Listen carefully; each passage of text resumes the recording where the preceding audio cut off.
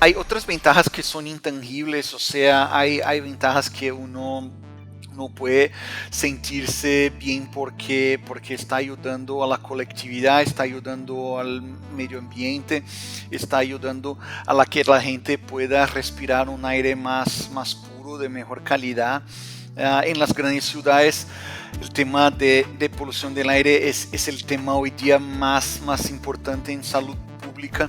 Los efectos negativos en nuestra salud y en el medio ambiente ocasionados por un tipo de modelo de transporte convencional ha generado la necesidad e importancia de tener alternativas de movilidad más sostenibles en nuestras ciudades, en nuestro planeta. Es por eso que, en busca de proteger al planeta y contribuir a una sociedad más justa, las marcas de vehículos cada vez más están apostándole a reducir su impacto, a aplicar la economía circular y a realizar sus operaciones comerciales de manera responsable y sobre todo ética. Hoy en Bicla Podcast hablaremos de movilidad sostenible, con un enfoque hacia los vehículos eléctricos o híbridos, de la mano del director general de operaciones de innovación de Volvo Car Brasil, Joao Oliveira. Es ingeniero mecánico, tiene un MBA en marketing internacional y en derecho empresarial. Joao, un placer tenerte en Bicla Podcast. Hola, mucho gusto y muchísimas gracias por la invitación. Un placer estar aquí contigo y con todos. Bienvenidos los coherentes, los conscientes, los diferentes, los que quieren cambiar y los que no saben cómo hacerlo o por dónde empezar. Bienvenidos a Bicla Podcast. Joao, en Bicla Podcast todos estamos aprendiendo. Yo, de entrada, soy la primera que constantemente lo hago y por eso siempre nos gusta empezar por exponer y por entender la problemática que hay detrás de todo esto. Así que quisiera que nos cuentes cuál es el impacto en el medio ambiente que produce la movilidad convencional. Bueno, hay muchos impactos, si lo pensamos, impactos que van desde los cambios climáticos que por toda la cantidad de CO2 que generan los automóviles, y además de eso también impactos para la salud de la gente, mucho por el tema de la polución del aire, todo lo que echa un vehículo al aire y que termina por respirar una persona, y además de otros cambios que la movilidad puede traer a una persona, las congestiones del tráfico y todo eso, lo que genera incluso la salud mental de una persona. Así que es un tema muy complicado y de verdad, si lo vemos, uno de los más importantes a nivel mundial en salud pública. Si tomamos, por ejemplo, datos de la Organización Mundial de la Salud, vemos que al año se mueren 1.2 millones de personas en accidentes de tráfico. Esos son como una persona a cada 24 segundos. Pero Dios santo.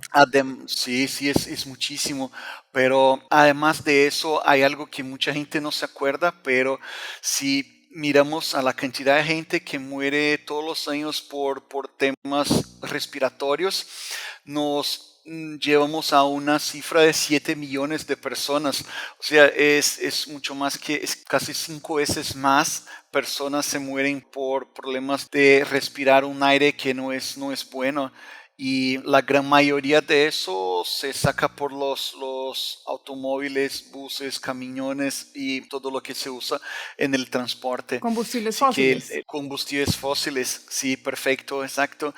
Y por eso es un tema tan importante para la sociedad, para el mundo. Y esas y muchas más razones explican por qué debemos elegir alternativas más limpias. La movilidad que estamos creando hoy en día debe tener el menor impacto posible en el medio ambiente y en las personas.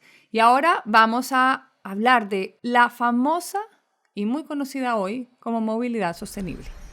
¿Qué es la movilidad sostenible? ¿Cuál es el objetivo, Joao? Bueno, el objetivo creo que si lo puedo resumir así es tener un planeta para nosotros, para el futuro. Si lo hacemos mal, nos quedamos sin casa para el futuro.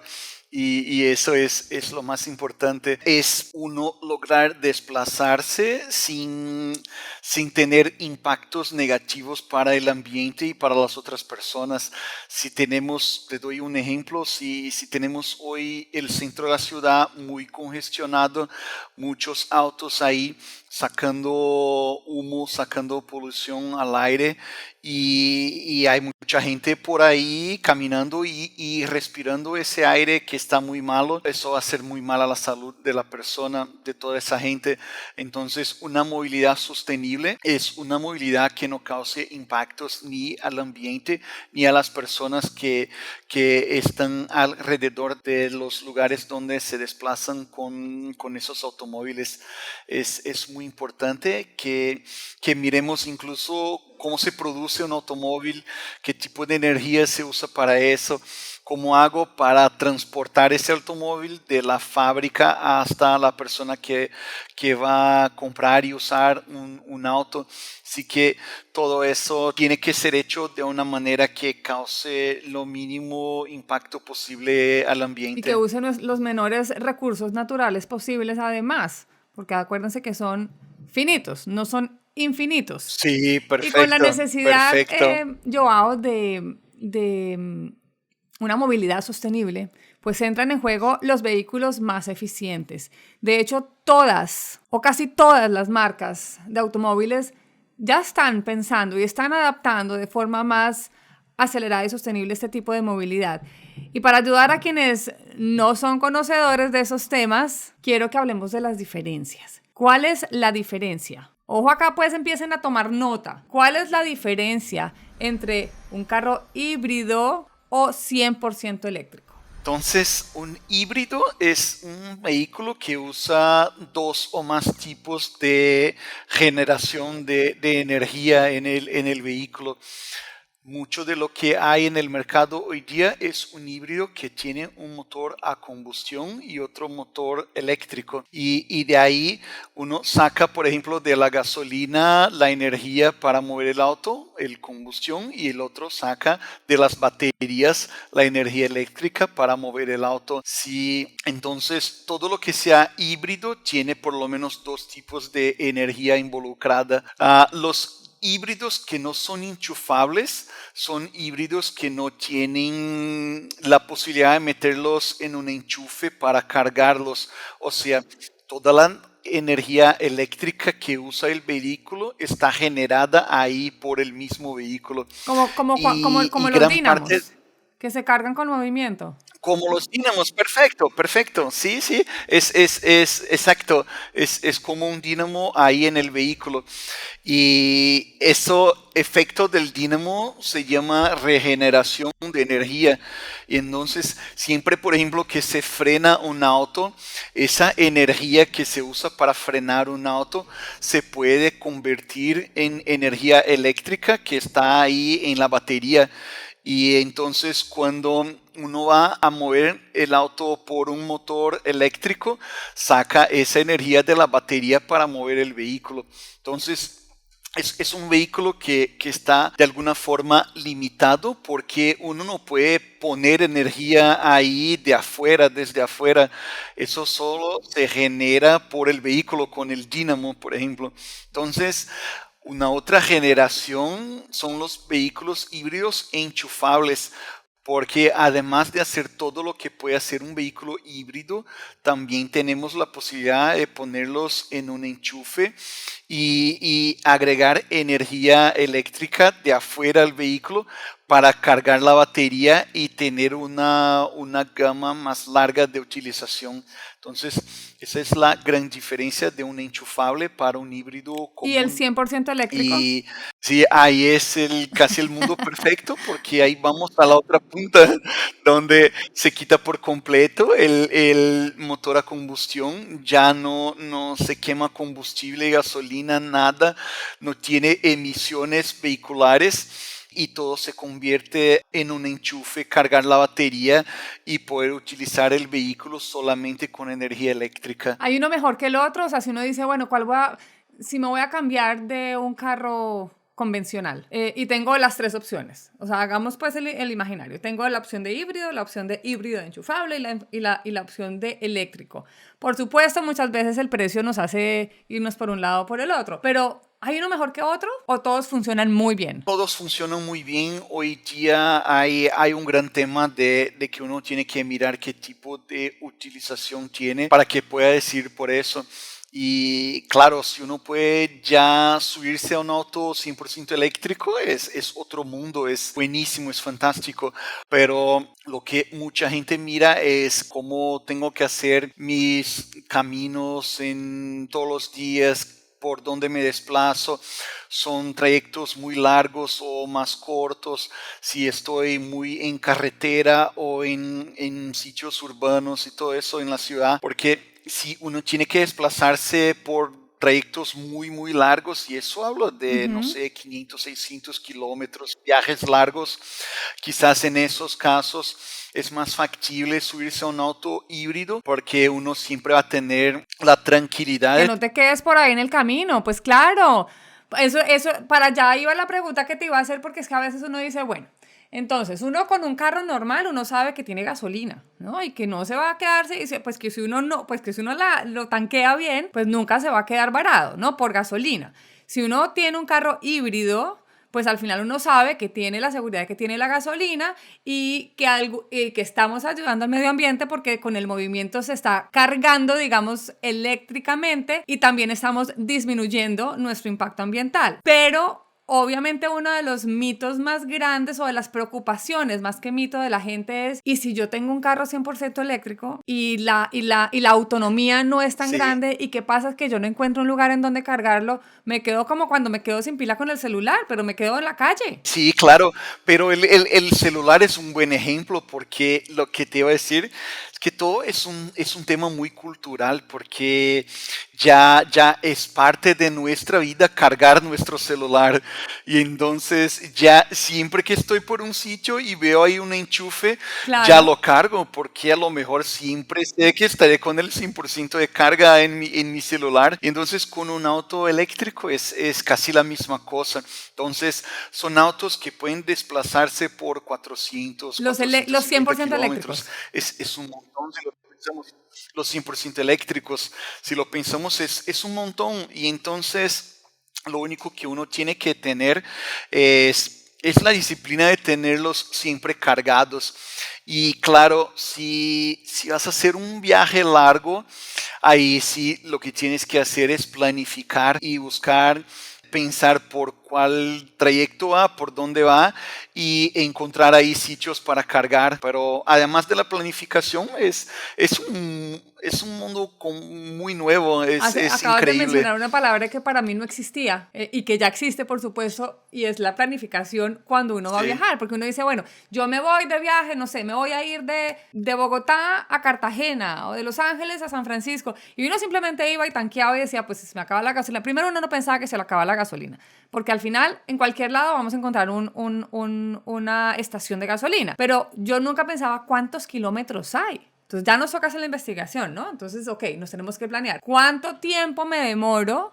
Más o menos cuántos kilómetros hay para ver si me va a alcanzar la autonomía y si no, para saber en qué lugar voy a buscar dónde cargar. Lo bueno de todo eso es que como ya está llegando al mercado y ya la gente está volviéndose un poco más conocedora del tema, por supuesto, estamos exigiendo a otros que tengan esos lugares para recargar. ¿Qué es más conveniente si uno está en una ciudad, como Bogotá, por ejemplo? Como Río. En una ciudad. Hay mucho trancón. Sí, perfecto. El 100%, sí, hay mucho trancón.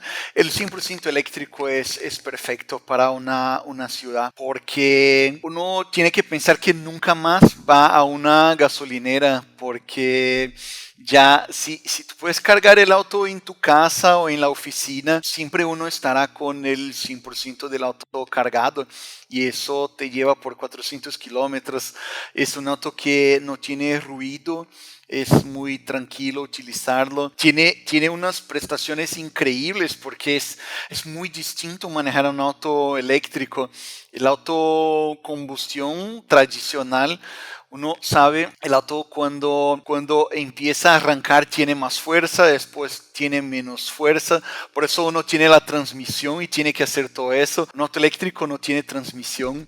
Uno solo acelera o frena un auto eléctrico. Y el auto eléctrico, el hecho de tener un motor eléctrico, hace con que ese auto tenga fuerza máxima por todo el tiempo.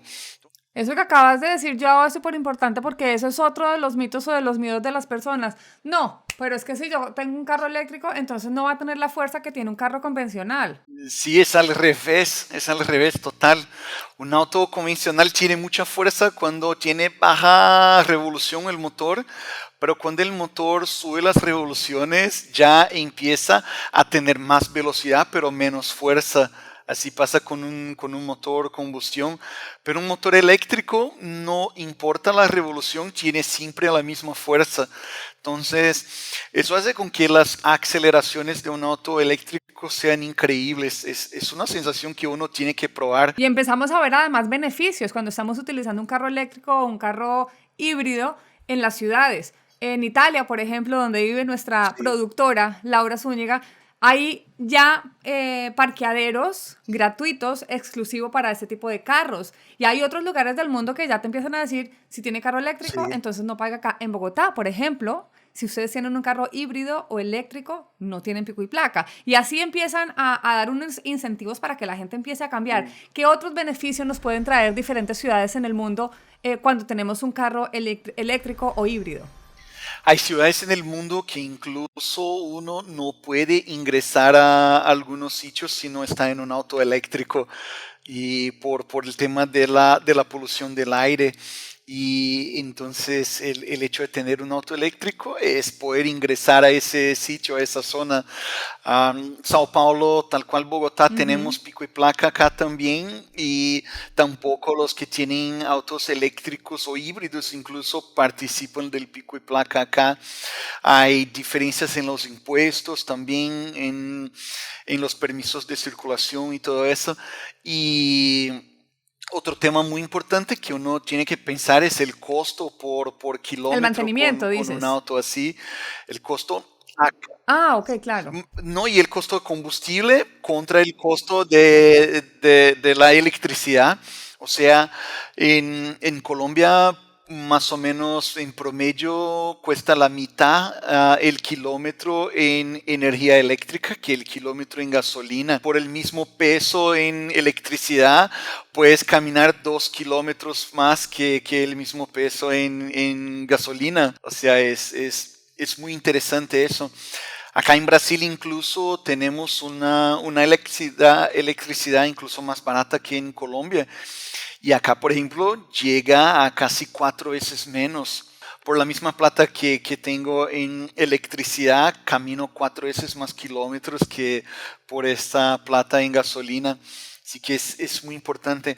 Y además de eso, hay otras ventajas que son intangibles. O sea, hay ventajas que uno no puede sentirse bien porque está ayudando a la colectividad, está ayudando al medio ambiente, está ayudando a que la gente pueda respirar un aire más puro, de mejor calidad.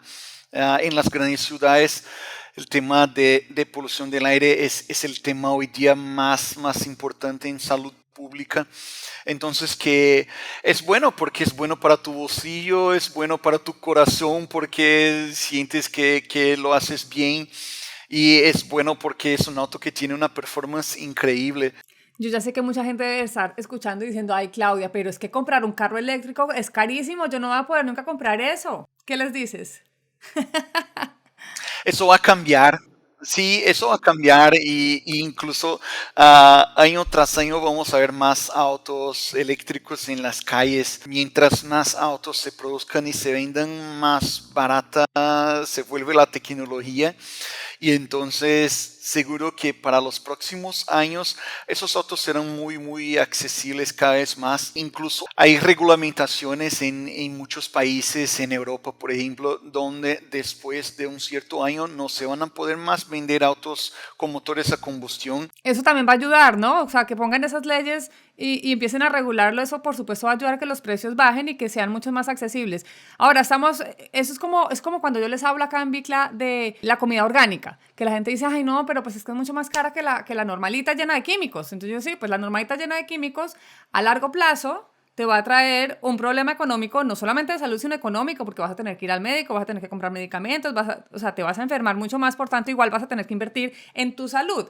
Y pues sí, entre más demandemos ese tipo de alimentos, más se van a producir los productos orgánicos y en ese caso van a reducir. Lo mismo pasa con los autos. Si nosotros vamos a empezar a esta transición, tenemos que entender que quizás al principio nos cuesta un poquitito, pero que con el tiempo esa economía va a ir disminuyendo porque estamos obviamente ahorrando en combustible fósil. Si además ya estamos poniendo paneles solares en nuestros hogares, entonces además estamos reduciendo el consumo de energía eléctrica, de combustible fósil, y así empezamos a tejer esa economía sostenible dentro de nuestra vida y va a poder reducirse esto en platica, en dinero. ¿Ok?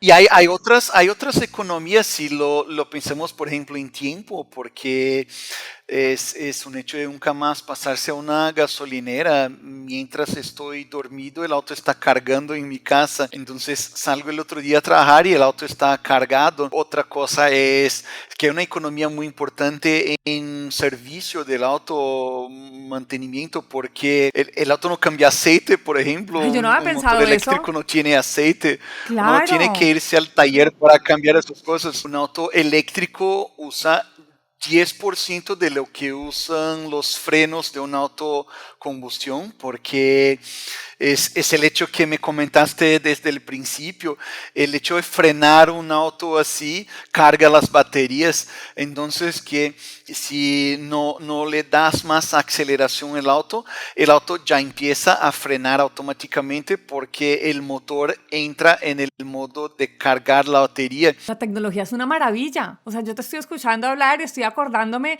del carro que tengo y digo, Sí. miércoles, o sea, esto hace 20 años no era posible y es increíble, en serio, que ahora un carro que nos cargue con el movimiento ya estamos a un nivel, pero mejor dicho, superior. Los vehículos, yo hago como proveedores de movilidad, son parte del problema climático y tienen la responsabilidad de actuar para proteger el mundo que compartimos, para proteger nuestra madre tierra. La industria de carros pues debe hacer más que solo electrificar los autos, ¿verdad? Lo que se necesita es un compromiso real por repensar la sustentabilidad en las operaciones de las compañías, en sus autos, en la sociedad. Ahora quiero que hablemos, Joao, de los factores determinantes a tener en cuenta si una empresa de carros, de automóviles, quiere reducir las emisiones. Entonces, ¿qué significa que una compañía de carros reduzca sus emisiones, reduzca su huella de carbono en toda su cadena de valor? Sí, eso es un tema muy importante y es un tema difícil de hacer. Hay mucha inversión y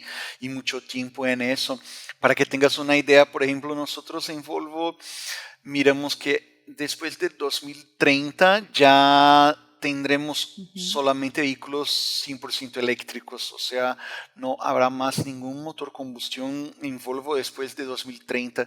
Y para que lleguemos a la huella cero de carbono, eso va a tardar hasta el 2040, entonces hay mucho trabajo en eso. Que tenemos que hacer, por ejemplo, toda la energía que se usa en las fábricas tienen que ser energía limpia.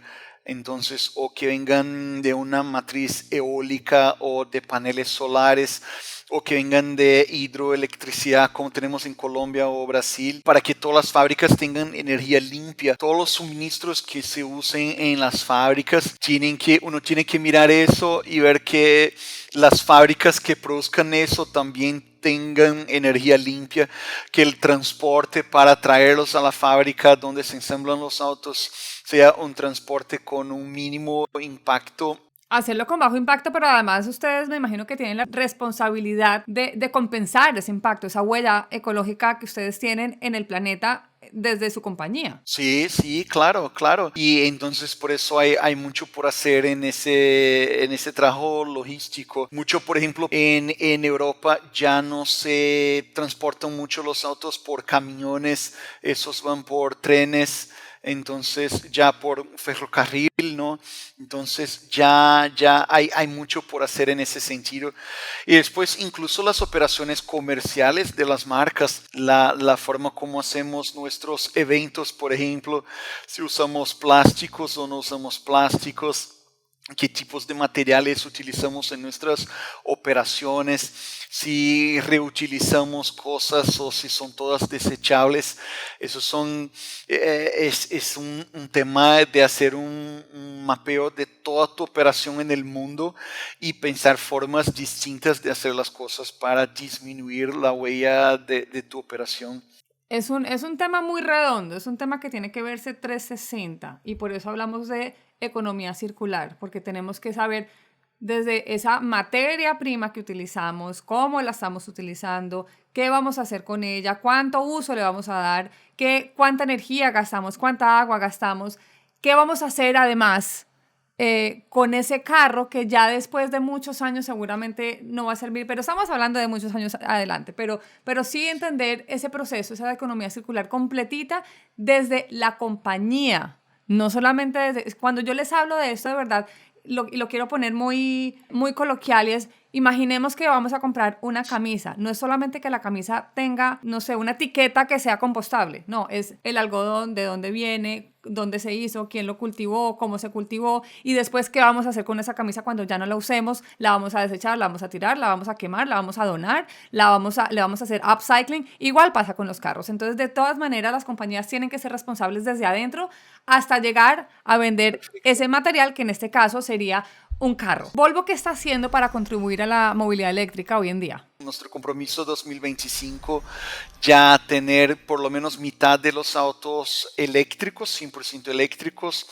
Después de 2030, 100% de nuestras ventas en autos eléctricos, ya no se venden más autos con motores a combustión. Todo el tema de lo que estamos haciendo para el impacto de nuestros productos, de las fábricas, productos para el futuro leather free, por ejemplo, sin cuero, para que se usen solo productos ¿Cueros veganos que en ese tengan caso? menos, sí, cueros veganos, y todo el tema de cómo manejamos nuestras operaciones en los países.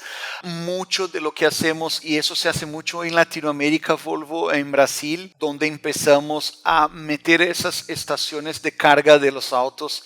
Es una inversión que sabemos que es muy importante para el futuro, para el país, para la sociedad, pero sabemos que nuestros países tienen muchísimas otras prioridades y es difícil muchas veces para los gobiernos invertir en eso.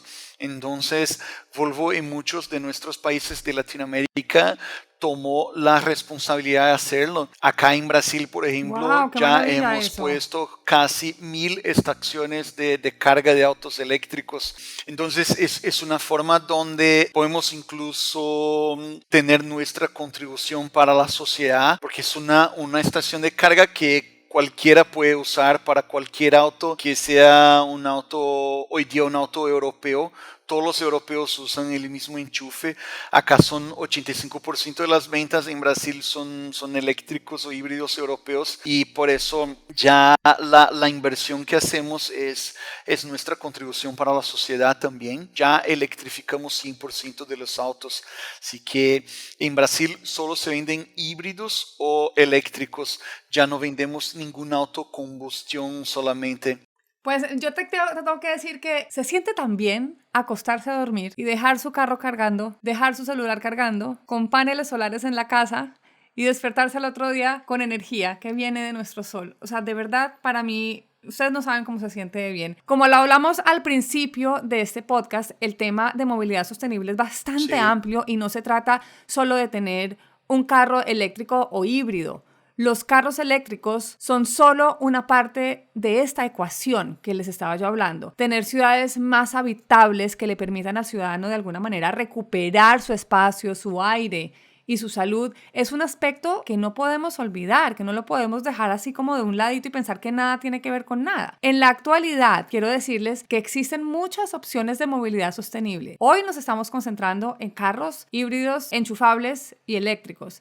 Pero también existe la bicicleta tradicional, la bicicleta eléctrica, las patinetas, los patines, los carros cuando compartimos un carro, eso también hace parte de la movilidad sostenible, el Sí. transporte público, las motos eléctricas y por supuesto el más fácil y el más común y es nuestros pies, caminar. Pero para esto considero que debemos derribar muchas barreras. Estamos hablando de miren, la hegemonía del coche es una herencia cultural. Urbanísticamente las ciudades están pensadas para ellos y puede que nos dé miedo ir en bicicleta y que no queramos sudar y llegar a nuestras oficinas o a nuestros trabajos sudados. Incluso puede que en nuestras casas pues no esté bien comunicada con transporte público, ¿no? Que de repente no tengamos cerca el tren o el bus o ya sabes, como este tipo de transportes públicos, o que tengamos que llevar a los niños al colegio antes de ir a trabajar y no sabemos cómo más y nos toca pues ir en carro, por supuesto. Hay muchas barreras, inercias y hay muchos miedos que tienen que tirarse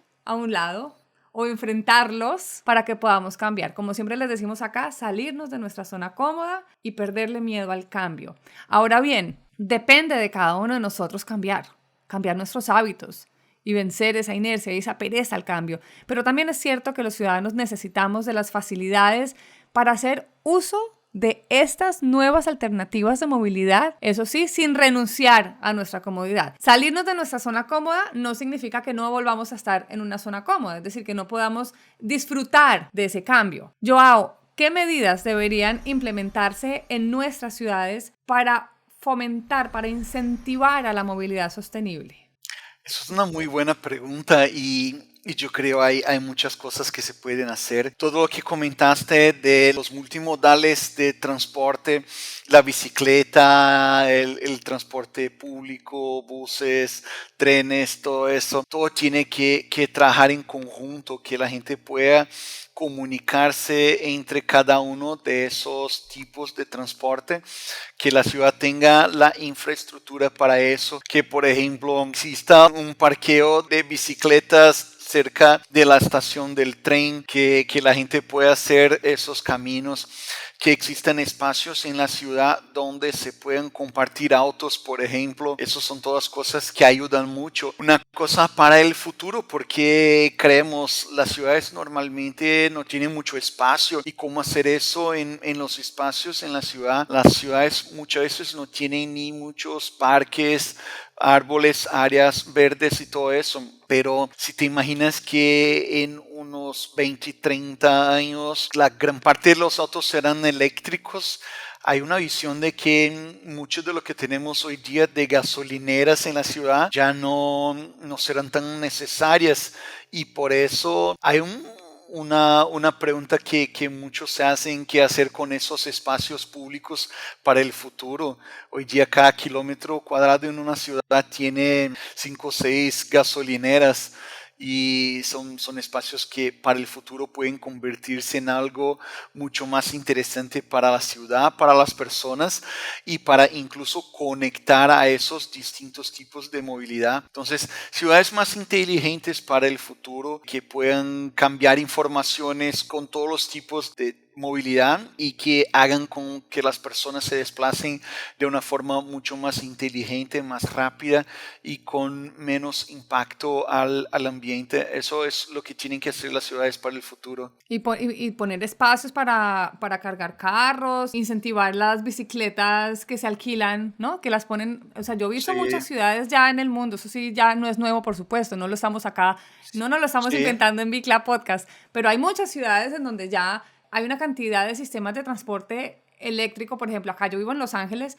y los scooters eléctricos están en cada esquina y hay aparcamientos para ellos, hay lugares donde se cargan con energía solar, hay otras bicicletas que son pues normales y simplemente existen en ciertos lugares y tú las alquilas. Las ciudades tienen que empezar, ya han empezado muchas, pero tenemos que empezar a cambiar más y más y más y dar esas posibilidades para que la movilidad sostenible sea parte de nuestra vida, pero para todos, no para cierto grupo de personas privilegiadas. No queda otra que, sí. Joao, se necesita llevar a cabo una buena gestión de movilidad que apueste por la movilidad sostenible, punto. O sea, no hay nada que hacer. Y como en Bicla creemos en los procesos, en las transiciones, quiero contarle a nuestros oyentes que este año he estado en una transición muy bonita. Bueno, debo decir que desde el año pasado, en diciembre, que finalmente me cambié a un carro que no es 100% combustible fósil. Por ahora voy en el enchufable. Ya pronto será 100% eléctrico, como le prometí a mis hijos.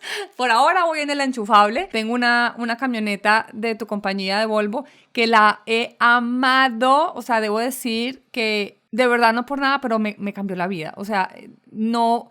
Hablando no solamente de lo bien que se siente que uno no esté emitiendo tantos gases de efecto invernadero mientras estoy en un carro, sino además la tecnología que maneja. Yo estoy sorprendida. O sea, el carro me frena solo, me Sí. avisa que vienen carros, o sea, mejor tiene una sensibilidad especial. Una vez me evitó chocarme, y esto es en serio, o sea, de repente yo sentí un frenón en seco y yo no entendía y era que tenía una moto detrás. O sea, entonces la tecnología es una cosa de locos, o sea, en serio.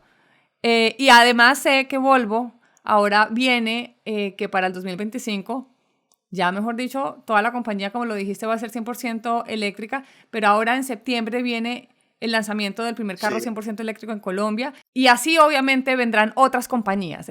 Hoy estamos hablando obviamente con un representante de Volvo y con otra representante de Volvo, pero no realmente estamos haciendo aquí publicidad porque sí. Todas las compañías, hay muchas compañías que están volcando su mirada hacia la sostenibilidad. Estamos hablando de Hyundai, de BMW, estamos hablando... ¿Me das otras marcas, por favor? Que ahora se me bloqueó la mente, pero es que son muchas. Sí, muchas.